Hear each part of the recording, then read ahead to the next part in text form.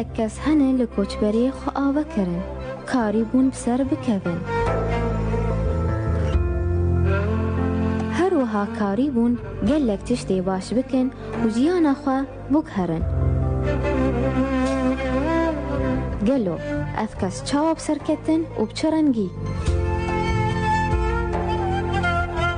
Di çi qonaxên rê derbas bûn û çi kelem li pêşiya wan hebûn û çawa derbas kirin. Em ê hewl bidin ku di her xelekekê de serpêhatî û çîroka koçberekî serkeftî nas bikin. Ji vê yekê em di her xelekekê de koçberekî bikin mêvanê xwe û serpêhatiya wî ji nêzik ve bizanin.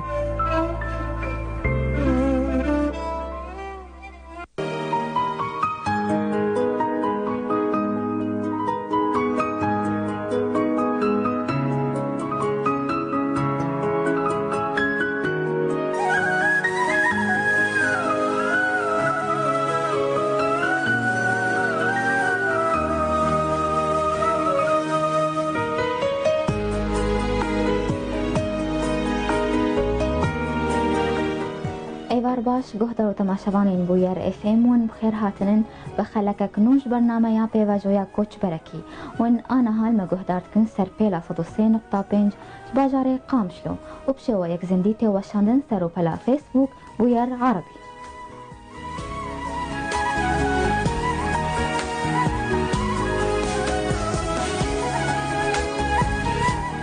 لدو پیواجویا کوچبران ام قد ناوستن جبرگو اول کربن سری گلی خوی روش آوا بلند کن ریزو حرمتی ماش حمو کوچبران را هیا لی کوچبری سرکفتی بیتر بالا ما وکرا کاندن دکشینه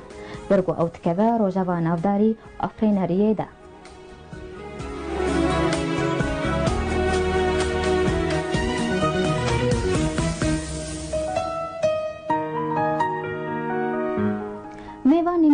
ایرو برز فرهاد ابراهیم جا باشوری کردستانی و مرابه جبو جنیز و میوانی خواناس بکن امی وی پرچایا ویدیو گهدار و تماشت کن و دگرن خلقا خوا بردوام دکن.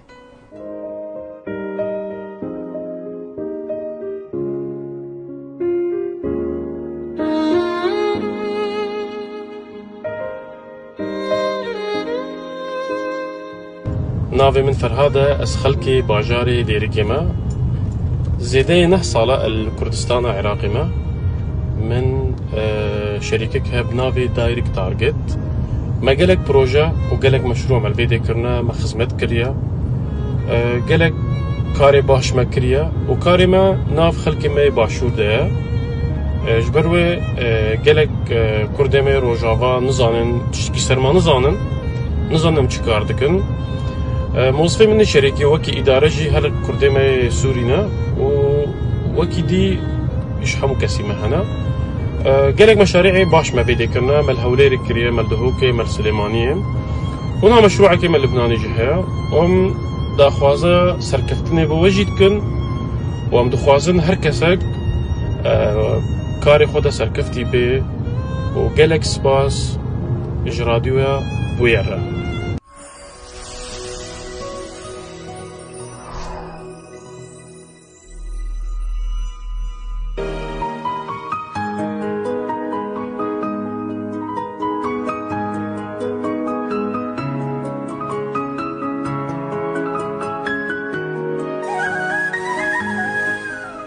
دماتا خوش ببريز فرهاد تو بخير هاتيه برنامه ياما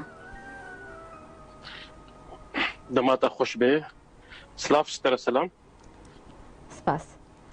بريز فرهاد دست بيك دام دخوازن كرم بك سلاف هوليري حتى روجافا وسلافي تبت جيبوه همو كهداري بوير تي في بوير راديو بوير وسباسيال دواتكم سر درفتي كرم سپاس بله بريز فرهاد دست بيك دام دخوازن هون لسر جيانا خوال سوري هنكي بآخذن هناقا هاري قرن دي جيانا ود تشتي بالكيش دي جيانا ود تشوون دمات الولاتو من از بله از بخواه خلق كي باجاري دير كيبا من بيش شو ما زانكو شامي من را خندا تبدي خواندنا خواه را گهانه ده من دست بکاری فکر لکار رکلام و مارکتینگ مدکر و پشتی سالک کاری من کمپانیا خواه تیبت بکر 2008 ومن قالك باش يعني نجاحتك باش أنا بيدمي بشتي هنجي بس قريك ما تشيبون الولاد بيدمي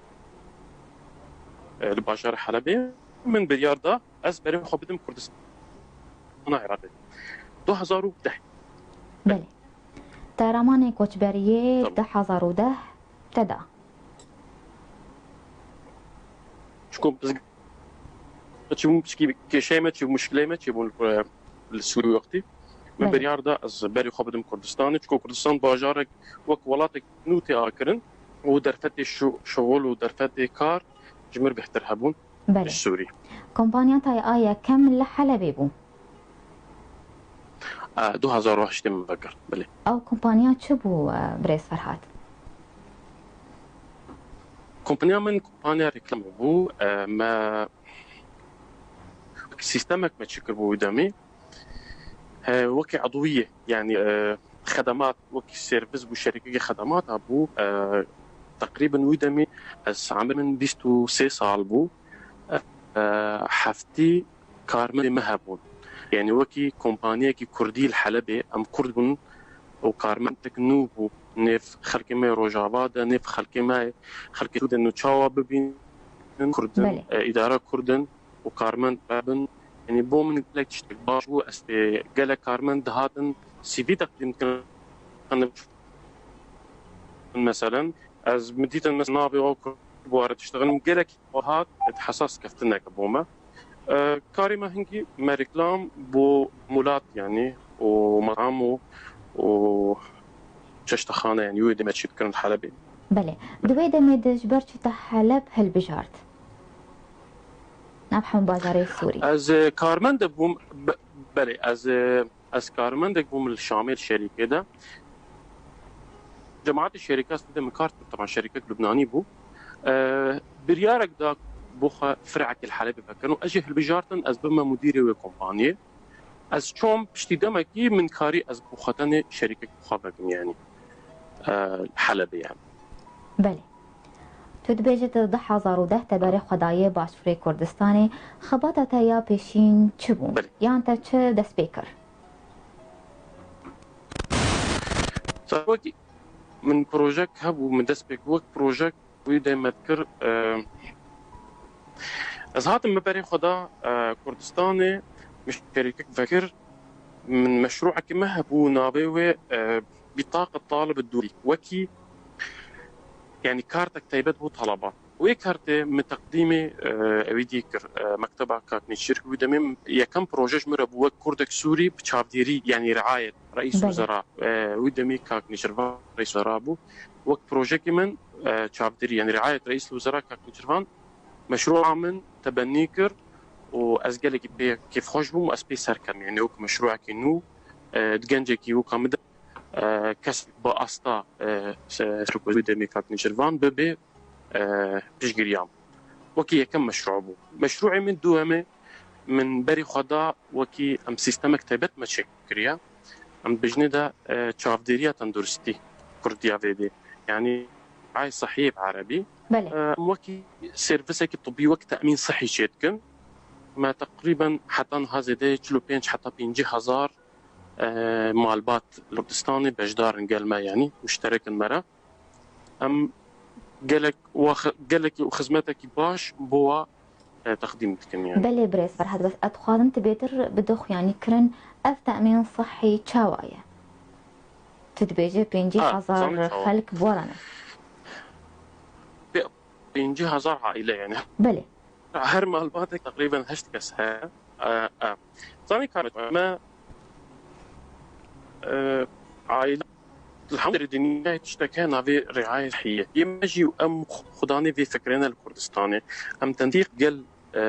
خاناتكم مثلا مستشفياتكم بله أو مستشفى بشكنين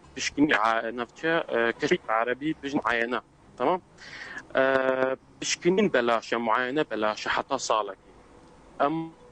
او مالبات بريامة دچنوي خستي بارانادن وهكر حوجي مختبر واشعة ويكو سونرج من افتشتدي ام ديسكاونتك تخفيضك حتى صدا بينجيب واددن او وك ممبرشيب وك عضوية مرة اشتراك من بجدار دبن يعني وك انتساب دبنش بمشروعي مرة وبريامة دچنه خستي بله اش حمو مالبات رأي يعني مالبات طيبات هيجبو في تأميني أنا إيش همو كثيرة وسيستم من كارمنت هنا دتشن عقدة توقيع دكن مع البعض بين دائرة حكومي بين الشركة بين تمش منين يعني جبو هر كثيرة يعني جبو كسي فقيرة جبو كسي تير هر كس حاجة بك منتسب عن بجدار ببروجرام هذا ام نافي تسجيلينهم بله پرچای ویدیو تا گوت کسین روش آوا کارتا ناس ناکن لی کسی باشور کارتا بیتر ناس کن قالوا افتا مینش خلق باشور تنیرنا راستی ايما كارمن دي من خلق روش آوانا وكي ريبابري إدارة خلق روش آوانا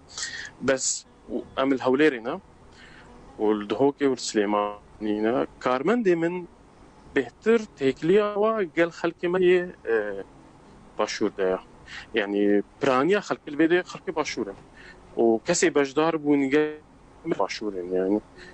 إجبار هندي يعني زان هر كسي خلقي باشور به تقريبا زاني وكي شركة دايركت تارجت أو فرحات أو زاني في شركة أفكار من دي في شركة في خدمتي بيشكشت بله بريس فرحات بس خلق روجافا أو كسي روجافا ما بله أو نظام أم تكاريتن أم تخدمتي أم يعني تارجت چیه و تایاوی چیه؟ تارجت أرمانش يعني هي من مخنا في تارجت بشهرتي من هذه أرمانش يعني الهدف يمن أرمان جامو بو أس شركة كي انترناشونال آباد مش شركة كي أس يعني سيستمك دولي مش كردستان مدى سبيكر وأسر دوزا أرمانجا خود يعني وهر كارمن دكي مجواري شركة بي كسكي خودانا أرمانج بي نه كسكي بي أرمانج بي عند كسكي عادي بي نه أس بي كسكي خودانا أرمانج بي أرمانجك هبي بيش بكبي بله تبلي جروبي خوي شركة بله بريس فرحات بريقو ام بين سركارتاي بالكيش وسركفتي ام بآخذن تخوازن بزان بم دماغو تباري خدا باشوري كردستاني چه استانگي هاتن بيشاتا سيدا سبيكي هاتم لي زمان يعني في زعراف أزوكي كسك خلقركي أم زعراف ما كرمانجيا بس هاتم مع أوليري زعراف السوراني جدابونا زرافة بو من مشكلة يعني دسبيكي طبعا من أركاري هندك عالم مغاري بس نوكي أز يعني تأخيرا من دسبيكي نبيشكتنا من دسبيكي سبب أو يعني صدام هوي من نكاري أز بيجه ما خلقي تواصلنا خلقي برنجي درست يعني برنجي قصبي مش باش جهبدو تيندكشت يعني مش جهبدو فهم نذكر بله قالوا كسي آلي كارياتك نجيبو يعني زمان أصلا بيها بيشاتا بله وقالك خورت هفالي من تسيج برينا هاتمون الفيديو طيب دخواندن يعني قالك هفالي من الفيديو هون أريان ممكن بس أو السادان ما بو يعني وقت بزجراك بو بزجراك كمين بو من كردستاني من أسبيع يعني من أخوش بو يعني بله بله بريس فرحات أجر تو هناك لسر خباتين خوايه بالكش وسركفتي شمر بآخذ ودخوازن مزام تتشاوى قاند في سركفتني قيابي أصلا سركفتني أجي وكي هر خورتكي وكي هر ينجكي بله من بروجك فكرك هبو من دخواستا أز في فكرة بكما بروجة هو بروجة جي سركفتي بي يعني مشروعك بي ومشروع ناجح بي از بروجا من مثلا يا كمين تقريبا صالة كمام هر من سر دخواند ومن سر يعني خبات كر ومن دراسات شتكن حتى كهام مرحلة كي از في بروجا بكما يعني مشروعك أو مشروعك مردودك مادي يعني بار سودك جفي مشروعي ورد بله تسبيكي وكم ازيشتر بحث دكم يعني شافدريات درستي من دخواست از خدمتك بدم او خدمت جد مبين يعني سنها شافدريات كردستان نينا واز زانم اكيد الرجعه جنينه يعني من دخواست بكم طيبت بي وكخلق يعني وكخلق مستفيد من از وكي كومباني مستفيد وهر وهاجي خاصة او مستشفى جي مستفيد من الفكره باخذ درست كر دست بكر ومشغول كر والحمد لله طب توفيق خدي بطريق از في بروجي نجحت بينم وسرك وصالب صار خبر فاكر دست بك الهوليري بوم بشرا شو مدهوكي شو سليمانيه وبري صالكي تقريبا ما دست بكر ما وفي ساكا البيروت جمع باكر وام هر بردوام پیشکتنی و از خوازم بهترش بشو. طبعا دست بحث بروژه. بله. جبلی وجی پروژه که من دیت باتو من مطعمك فكر نافي مطعم الركن الفرنسي فرانش كورنر مطعم كي الهوليري مطعم قالك موزن بو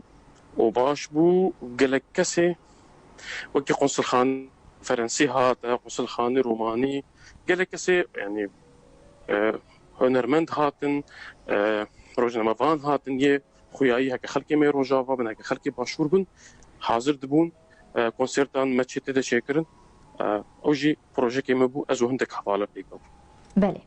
سرکفتنش بوتا بريس فرهاد امينه بركه بچوك بستين وگرن پرسيخ سعادتكم قالكي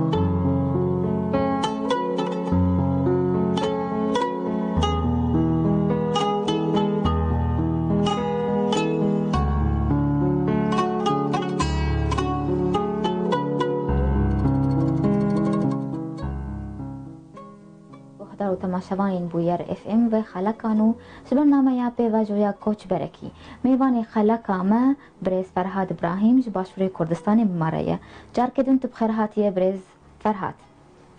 زور سپاس سپاس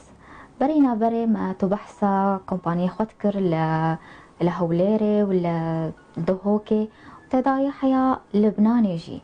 لأتخاذ مظانم لبناني ديسا لسر تأمينات صحية يعني كومبانيا قدنا أنا كارمة لبناني سر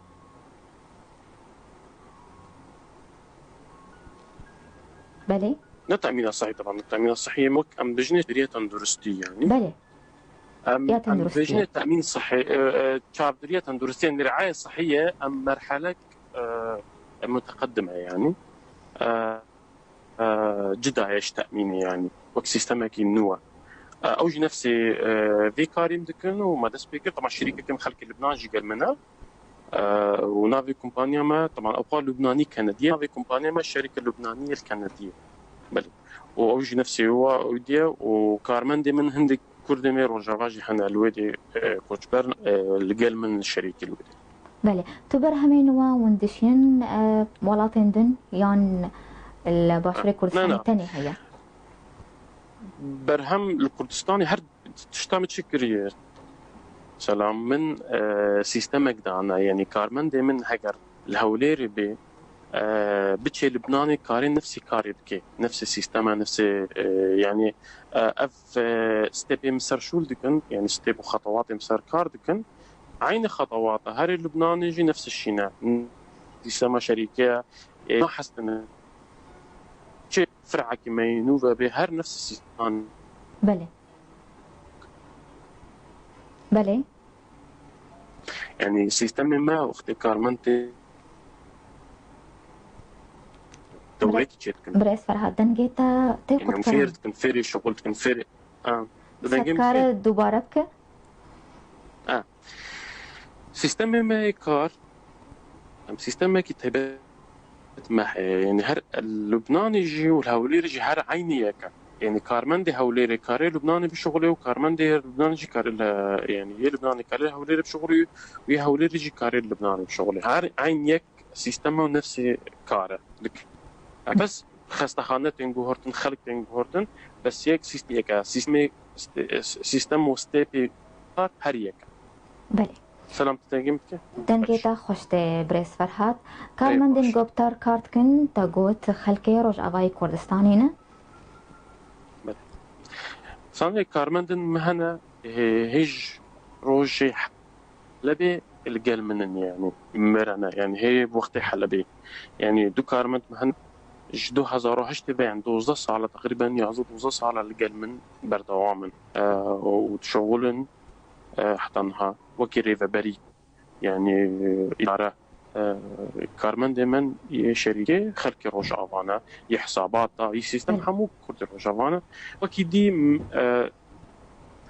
دي خلق دي أنا بس بهتر كرد مي روج آفانا يعني وكي جروبا كما يعني آفا كرن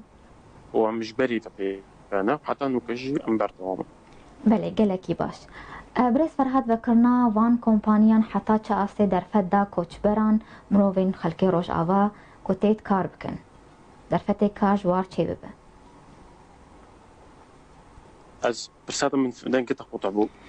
ألو سلام. بله ذكرنا وان كومباني انت حتى چاسته در فدا کوچبران كوتيت كار بكن تيت خبات بكن. بله من يعني از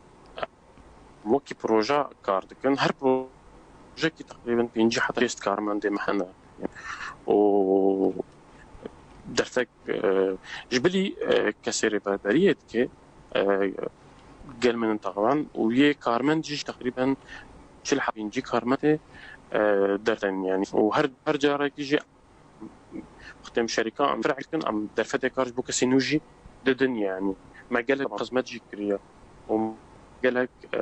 كار جي كريا وم دخوازن جي هر بردوام جي بن يعني وام تهيباتي كدنا كردي ما روجافات كار دبرا وكي شي كما تارجت كسا كردي روجافا بي ام تيكي تدني يعني بله وام دخوازن جي براستي يعني هر کسی بخوازه کار که حتی نهاجی ترد تشتغل يعني هر کسی بخوازه دفعت هر ها يعني كاري تقديم كي وري شغل جمع مشكلة